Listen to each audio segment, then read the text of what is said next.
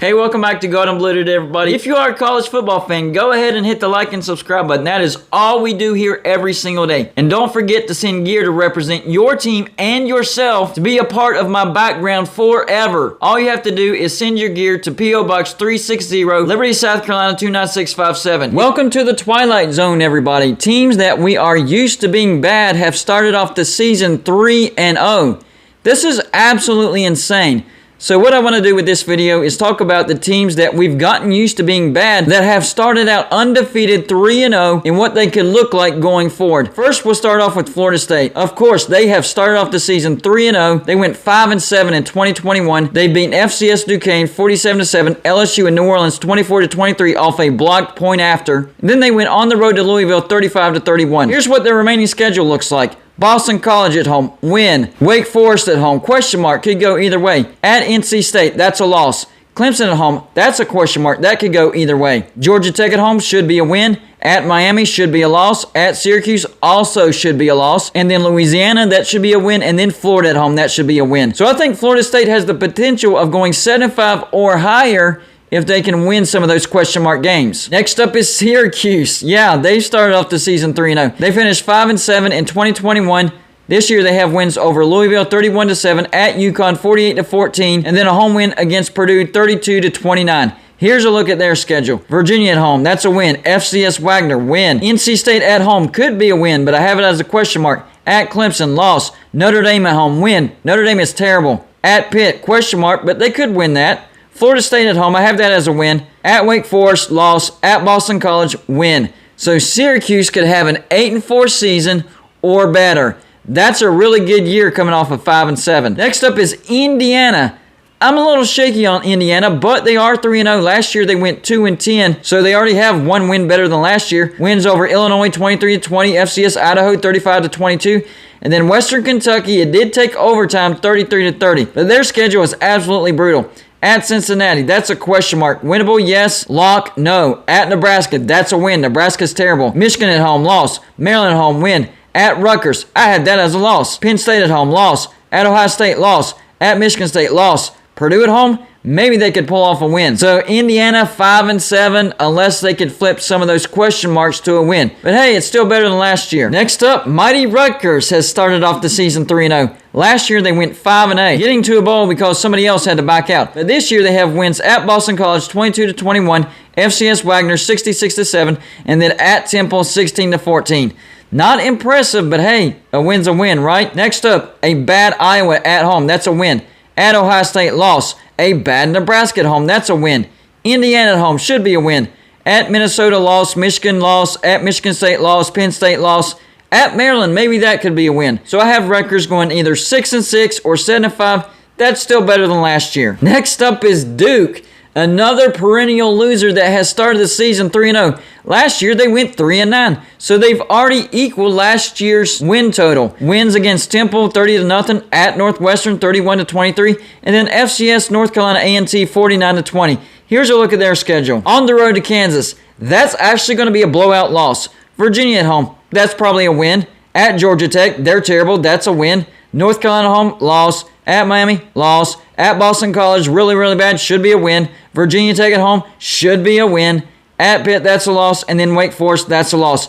But hey, Duke could go 7-5, maybe 6-6. That's still getting to a bowl. Next up on the list, the only group of 5 team that's going to appear on this list, and that's Tulane. Starting off the season 3-0, last year they went 2-10. So they've already eclipsed last year's win total with wins over UMass 42-10, FCS Alcorn State 52-0, and then a nice win at Kansas State 17-10. Here's what their schedule looks like. A bad Southern Miss at home, that's a win. At Houston, probably a loss.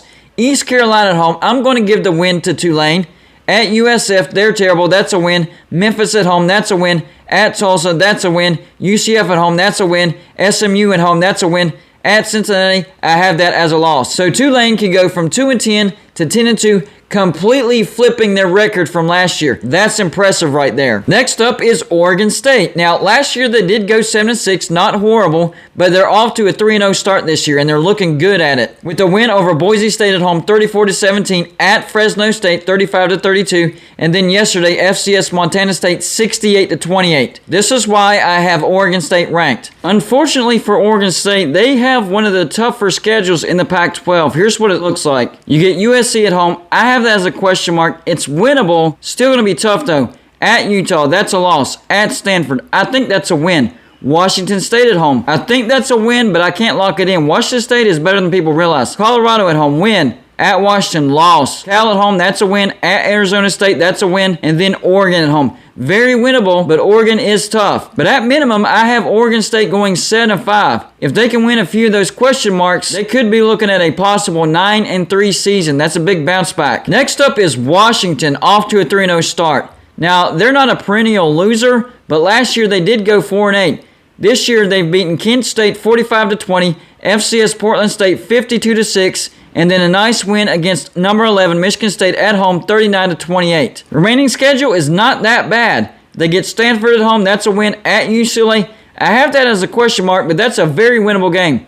At Arizona State, should be a win. Arizona at home should be a win. At Cal, that's a win. Oregon State at home should be a win, but could be trickier than people realize. At Oregon, I had that as a loss. It's just tough to win there. Colorado at home, that's a win. And then the rivalry game at Washington State. And Washington State is good, so I can't lock that in as a win. But even with that loss at Oregon and a couple of question marks, Washington could still have a 9-3 season. So the Huskies could be looking at a possible 10-win season. And I've been telling you, Washington is going to have a big bounce back year this year. Finally, last but certainly not least, and if you weren't expecting me to say this team, then you haven't been paying attention to college football. I'm talking about Kansas, the perennial loser of the Big 12. They have gotten off to a 3-0 start. They went 2-10 last year, so they've already eclipsed last year's win total with wins over FCS Tennessee Tech, a good win on the road against West Virginia in overtime, 55-42. They follow that up with a blowout road win over Houston, 48-30. Here's what the rest of their schedule looks like. This might, oh man, guys, I'm telling you, this might blow your mind. Brace yourself.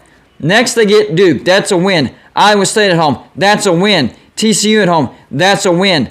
At Oklahoma, that's a question mark. Probably a loss, but I can't lock it in the way Kansas has been playing. After that, on the road to Baylor, same situation there. Oklahoma State at home should be a win, right? At Texas Tech, that's a win. Texas at home, that's a win. At Kansas State, that's a win. Could we be talking about a 10-2 Kansas this year? And that's not an easy schedule. That's a tough schedule. That's just how good Kansas has been looking. Does Kansas have a chance of winning the Big 12? This is absolutely nuts. So y'all let me know in the comments section. Number one, which one of these teams has surprised you the most so far this year? And what final record do you have for each of these teams? The Oklahoma State mini helmet was sent by Cowpoke Matt. The Syracuse mini helmet was sent by Daniel P. The LSU mini helmet was sent by Shane M. 1980. I'm still not sure who sent in the Utah State mini helmet. I didn't see any note. The Arkansas mini helmet was sent by Tim W. The Arizona State mini helmet was sent by Matt R. The Florida State mini helmet was sent by Cam, aka CT, on YouTube. And the Air Force mini helmet was sent by Michael V. Also, the Glenville State mini helmet was sent by Matthew. The Notre Dame pennant was sent by Greg. The Texas Tech round sign was sent by Sam. I'm not sure who sent the Wisconsin shirt. The Air Force pennant was sent by Kobe. The RG3 newspaper clipping was sent by Marshall. The Tennessee and the Georgia bottle was sent by Jim. The Florida State hat was sent by FSU 45. The Nebraska pennant was sent by Husker Nation. I'm not sure who sent the TCU flag. I didn't see a note. I'm also not sure who sent the Louisiana pennant. I didn't see any note with that either. The Arizona State terrible towel and the Stanford flag was sent by a different Matt R. So keep them coming, guys. Represent your team and yourself forever in my background. Just send your gear to P.O. Box 360, Liberty, South Carolina 29657. That's all I got for you for this show. Like and subscribe if you haven't already,